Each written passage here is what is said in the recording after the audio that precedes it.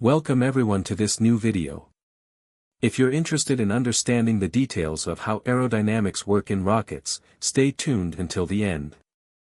I've chosen this topic because of the vast number of misconceptions found online, and my goal is to clarify and explain these concepts accurately.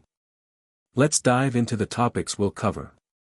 First, I'll introduce the basics by explaining the difference between the center of pressure and the center of mass, also known as center of gravity. I'll also discuss the main forces acting on a rocket. Specifically, I'll address lift, a subject with widespread misinformation online. While I'll provide an overview, a more detailed explanation will follow in a future video. Before we continue, a quick clarification: if you see the word moment in this video, it actually refers to momentum. This is a translation error, and I wanted to clear it up beforehand. Now, back to the list. The most critical part of this video is understanding restorative momentum, our next point. Following that, I'll explain the equilibrium between forces, which builds on the concept of restorative momentum and distinguishes between restorative and non-restorative forces. Lastly, I'll explore how restorative momentum leads to angular acceleration, and how the positions of the center of gravity and the center of pressure can be adjusted to optimize rocket stability. Let's start with the center of pressure versus center of gravity. It's essential to understand these two concepts, as they are entirely different and directly affect the stability and aerodynamics of a rocket. First, the center of gravity is the point where the mass of the rocket is balanced. It's the origin of the weight force, and also the axis around which the rocket rotates. For clarity, the center of gravity will be represented in red throughout this video.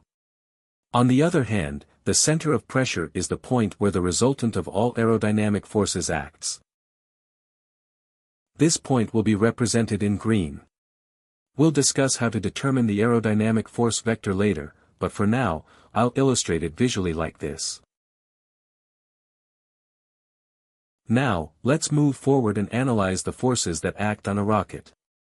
We will go through two scenarios. One is without an angle of attack, and the other is with an angle of attack. But first of all, what do I even mean with angle of attack? Well, it's the angle formed between the trajectory of the rocket and the airflow, as you can see right here. In the first case, where the angle of attack is 0, the airflow and the rocket's trajectory are parallel. In this situation, the weight force originates from the center of gravity. The aerodynamic force originates from the center of pressure and acts as drag, opposing the rocket's motion. Finally, we have thrust, which is generated by the rocket's engine. Obviously, it must exceed the combined weight and drag for the rocket to ascend.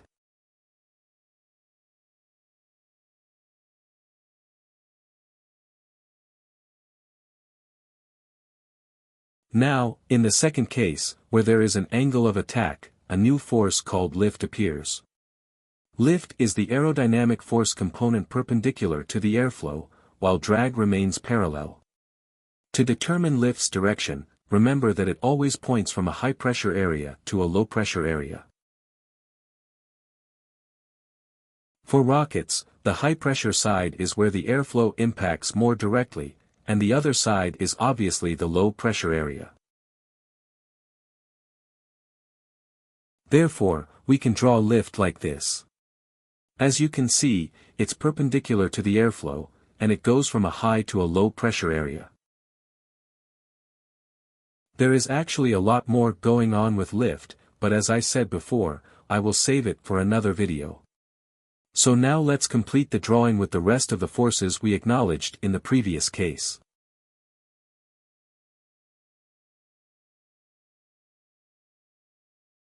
Finally, the total aerodynamic force is the sum of lift and drag, which can be visualized as the hypotenuse of a right triangle.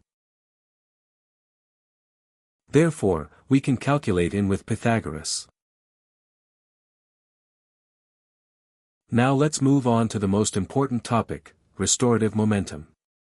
This is a type of torque generated by aerodynamic forces, that prevents the rocket from flipping around, and helps stabilize its flight. Torque arises when a force is applied at a distance from an axis of rotation, in this case, the center of gravity. Let's draw it so you can visualize it clearer.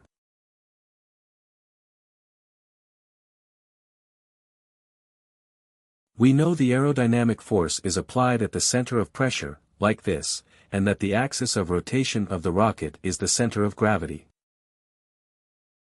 The distance between these points makes the aerodynamic force to relocate the rocket back to its supposed position, and that is the restorative momentum. Now let's study it in more detail. How restorative momentum is calculated. You can see it depends on lift and the distance between the center of pressure and gravity. You might have noticed it's only lift that's considered here, and it has an explanation. Drag does not produce torque because it is parallel to the rocket. However, as lift is perpendicular to the rocket, is the only force that contributes to the restorative momentum. You can see it clearer in the drawing. If I represent drag, it's pretty self-explanatory how it doesn't produce any rotation. In fact, if there's no angle of attack, lift is zero, and the restorative momentum is zero as well. Let's dive deeper into this concept. We have seen how the restorative momentum represents the tendency of lift to produce a stabilizing torque. However, this torque is not always restorative, but depends on specific conditions to occur. Let's compare it with this drawings. If the center of pressure is below the center of gravity, the lift force produces a torque that stabilizes the rocket. However, if the center of pressure is above the center of gravity, the torque becomes destabilizing, flipping the rocket upside down. This relationship highlights why the positioning of these points is critical for stability. Let's move to the next point, where we are going to relate the restorative momentum with the angular acceleration it produces. If we have a torque around an axis, it's obviously produced by a force, which at the same time generates an acceleration, angular acceleration. This formula shows how restorative momentum directly influences the rocket's angular acceleration, where letter I is equal to inertia and alpha is equal to angular acceleration. But you might be wondering, where does this formula even come from? So let's prove it exists. We start from the basis of these three concepts. The first one is the angular momentum formula. Next one is torque as the derivative of the angular momentum in time. And finally, just in the rocket's case, we consider the torque as the restorative momentum. So, with these three concepts in mind, let's use them to reach Before's formula, so we can demonstrate it. It's pretty simple, we just need to take angular's momentum formula and derivate it. As the inertia is constant, its derivative is equal to 0, so we only have this part of the formula left. It consists of inertia by the derivative of angular velocity, which gives angular acceleration. Then, this formula would be equal to torque, but as in this context we are speaking about restorative momentum, we can write it this way. Now let's get into last point of Toda's video, how to change center of pressure and center of gravity's position. Because yes, they are not fixed in a certain point, but it can change. But before explaining how, we need to know that maximizing the separation between both centers is an ideal way to improve stability.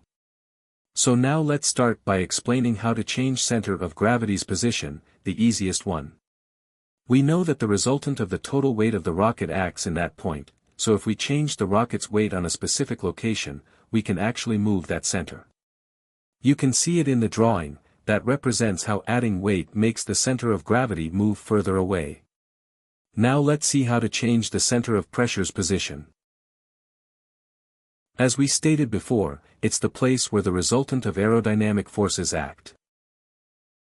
That's why, just as with weight, if we add more aerodynamic force to a specific point, we can actually make the center of pressure move towards that place.